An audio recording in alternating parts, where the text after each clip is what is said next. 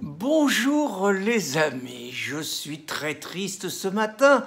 En ce moment, Greta Thunberg, mon idole depuis un an, elle est en train de s'adresser aux députés et je n'ai pas pu aller à Paris. J'étais à 800 km hier de Paris, je voulais y aller en avion, je voulais la voir, la toucher, la sentir, l'embrasser, ma Greta.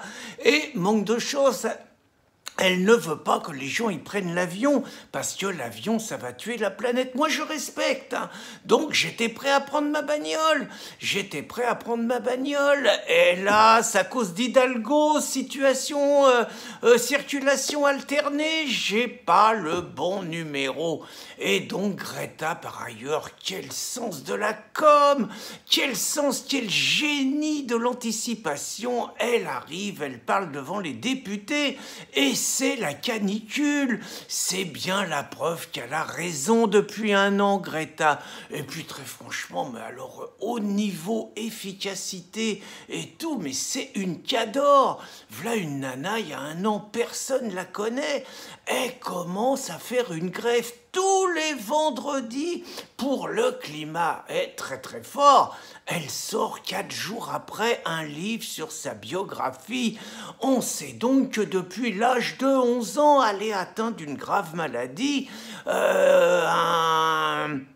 un machin Asperger, là, et donc ça se traduit par des silences, par des troubles obsessionnels, un épisode dépressif de 8 mois, bref, elle est autiste, quoi. Mais le fait qu'elle soit autiste, ça ne l'empêche pas de comprendre justement que la planète, c'est très très important, et que si on fait rien, on va tous mourir, et ça, Greta, tous les vendredis, elle a réussi à sécher les cours, et malgré tout, ça marche. Moi, je reconnais, hein, sécher les cours, l'école buissonnière, on aimait bien, nous, quand on était gamin, mais on n'a jamais réussi les performances qu'elle fait. Elle a tenu un an là-dessus.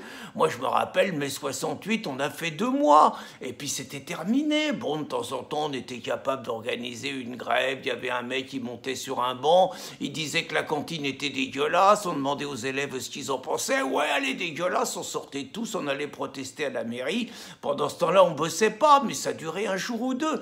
Là, Greta, tous les vendredis depuis une année, et là, elle a franchi une nouvelle étape, Greta.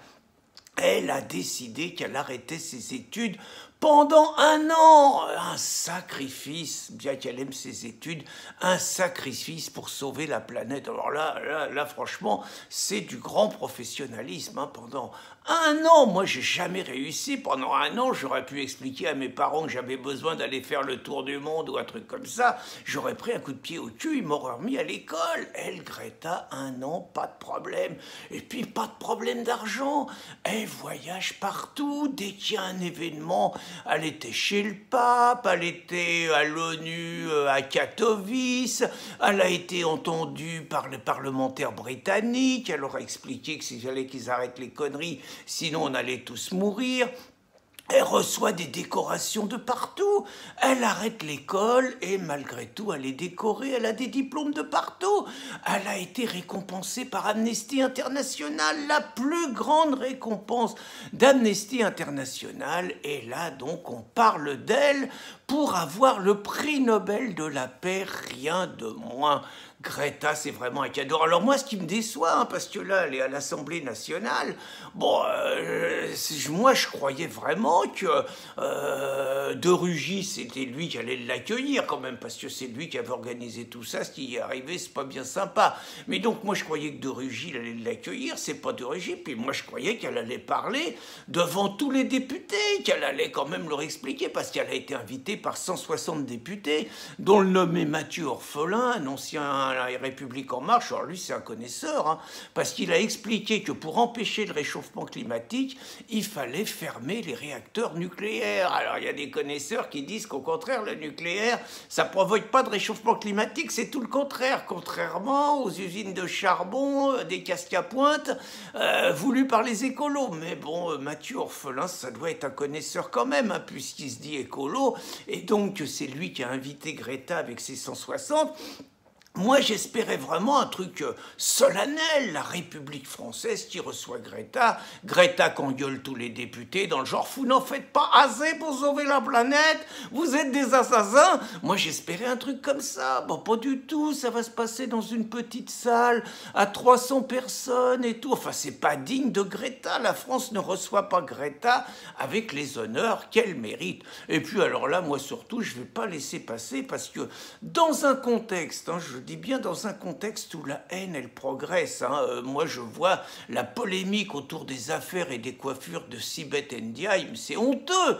C'est vraiment un signe de racisme absolument insupportable. Eh bien, les mêmes qui traitent, qui font des mauvais procès à Sibeth, ils ont fait des mauvais procès à Greta, des LR, des FN et tout, qui disent qu'ils n'ont pas l'intention de jouer les marioles devant une gourou de l'apocalypse et tout. Moi, je trouve que c'est du racisme contre les handicapés. Et donc, j'encourage tous ceux qui ont traité Nadine Morano de raciste à mener une action en justice contre ceux qui ironisent sur Greta, qui disent que c'est une marionnette au service des lobbies nucléaires, des lobbies écolos, oh là là, lapsus révélateur, au service des lobbies écolos, et je les engage à déposer plainte pour l'honneur de Greta, mon idole. Bonne journée, les amis.